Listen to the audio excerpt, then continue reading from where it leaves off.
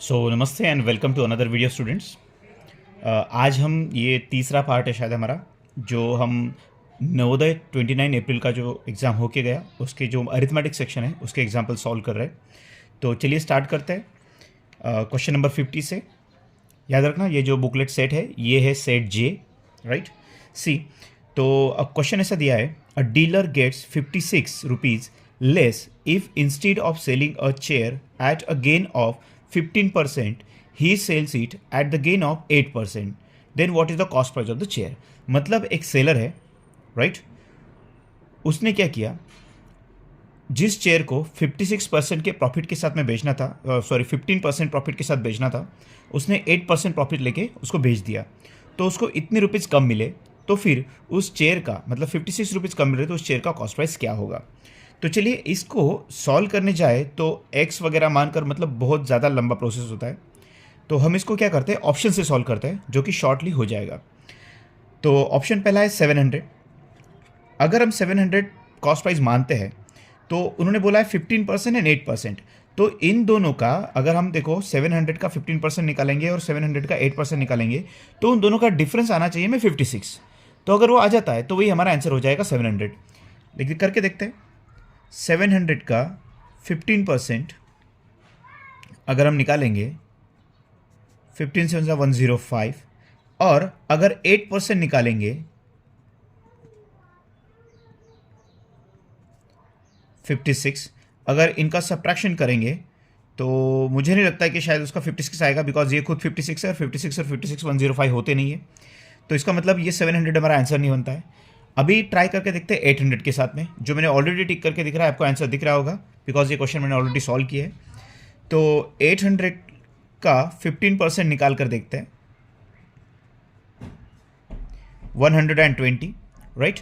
और 800 का 8% निकाल कर देखते हैं, जो कुछ मिल जाता है 64, राइट। अगर इनका सब्ट्रैक्शन करोगे सो 120 में से 64 घटाना है, तो 0 में से 4 गए तो 6 कैरी रिटर्न दिया हमने, तो 12 में से 7 गया, हमें कुछ मिल जाता है 5, मतलब 56, जो कि उन्होंने हमें डिफरेंस देकर रखा था, राइट। इसका मतलब ये हुआ कि उस चेयर का जो कॉस्ट प्राइस था वो था 800, right. I hope you understand this question. देखते हैं अभी नेक्स्ट क्वेश्चन को।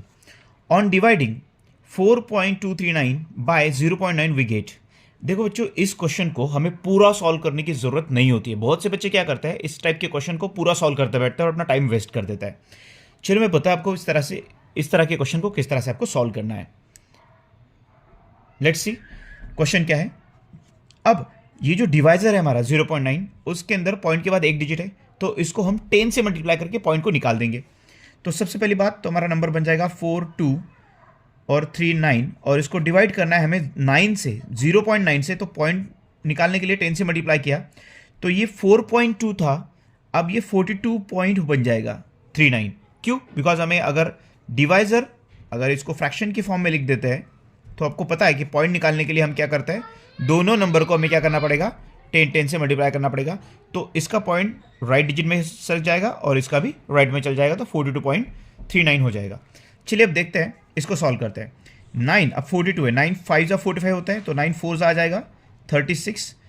अब 12 में से 6 गए, 6 कैरी रिटर्न 0।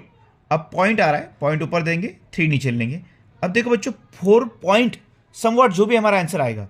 अब यहां पर देखो ऑप्शन में 4 के बाद डायरेक्टली पॉइंट सिर्फ एक ऑप्शन में आया है, ऑप्शन बी में, तो यही हमारा आंसर बन जाता है। पूरा सॉल्व करने की भी जरूरत नहीं है, तो यहां पर हमारा टाइम बच जाता है, राइट।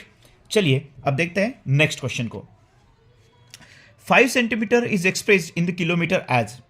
देखो सेंटीमीटर है, आपको पता है कि 100 सेंटीमीटर का 1 मीटर बनता है और 1000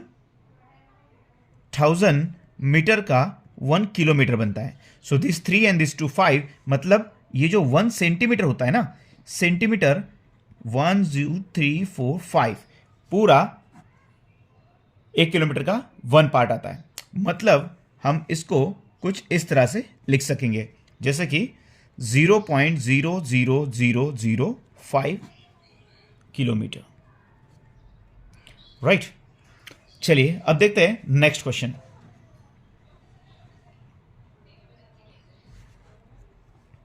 क्वेश्चन नंबर 53। देखिए क्वेश्चन नंबर 53 में क्या दिया है, the sum of the two numbers is 8। मान लेते हैं पहला नंबर x है, दूसरा नंबर y है, राइट। तो उनका सम क्या है, उनका सम है 8, और बोला है कि the product of their product is 15, मतलब x इंटू वाई ये है 15। So what is the sum of their reciprocals, मतलब अगर x लिया है तो x का रेसिप्रोकल 1/x हो जाएगा, y है तो इसका रेसिप्रोकल 1/y हो जाएगा, right. You very well know this.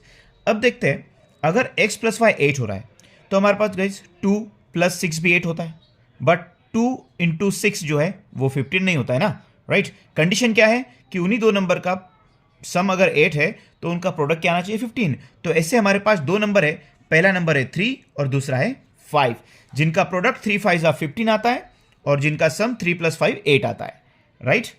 तो अब इनका रेसिप्रोकल का हमें सम करना है, तो 3 का रेसिप्रोकल बन जाएगा 1/3 प्लस 5 का बन जाएगा 1/5। अब इनका सम करना है, एलसीएम क्या आ जाएगा, 3 5 15, तो कॉमन 15 ले लेते हैं, क्रॉस कर जाएगा तो 5 + 3 मतलब कि 8/15, यही हमारा आंसर बन जाता है ना गाइस। कितना सिंपल सा क्वेश्चन था, देखिए। तो 8/15 हमारा आंसर आ जाता है। चलिए अब देखते हैं हम नेक्स्ट क्वेश्चन को। अगला क्वेश्चन दिया है 5555। गाइस सिंपल सी बात है, ये बन गया 5055, ये बन गया 5505, ये है 5550, और यही हमारा आंसर है 5555 जो उन्होंने हमें दिया था, right. So option D is the answer. चलिए अब देखते हैं next question, question number 55। If 15 is the sum of 3 consecutive numbers, देखिए 3 कॉन्सिक्यूटिव नंबर है जिनका सम क्या है 15 है, then the square of the middle number is. अब देखिए गाइज 1 + 2 + 3 करेंगे तो इनका सम कुछ 3 + 3 6 बन जा रहा है। अगर 3 + 4 + 5 करेंगे, 3 + 4 7, 7 + 5 12 बन जाता है। हमें सम कितना आना चाहिए 15 आना चाहिए, और कॉन्सिक्यूटिव मतलब कंटिन्यूस आने वाले नंबर, 3 के बाद 4, 4 के बाद 5 आना चाहिए। अब 4 से स्टार्ट करते हैं, 4 + 5 + 6 करेंगे तो 4 + 5 9, 9 + 6 15 आ रहा है, और उन्होंने पूछा है कि what is the square of the middle number. तो मिडल नंबर हमारा क्या बन रहा है यहाँ पर 5, तो 5 का स्क्वायर आ जाएगा 25, right. So this is the square of middle number 25। चलिए तो ये क्वेश्चन भी हो गया। अगला क्वेश्चन देखते हैं, क्वेश्चन नंबर 56। एक मिनट, ओके।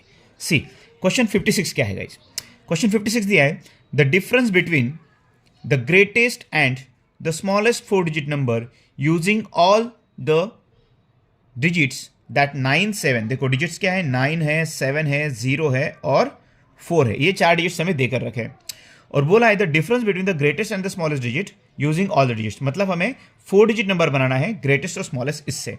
तो इससे ग्रेटेस्ट नंबर क्या बन जाएगा आपको पता है, जब हमें ग्रेटेस्ट नंबर बनाना होता है हम क्या कर देते हैं डिसेंडिंग ऑर्डर से नंबर्स को अरेंज कर देता है। तो पहला डिजिट आया 9 7 4 0, ये बन गया ग्रेटेस्ट नंबर।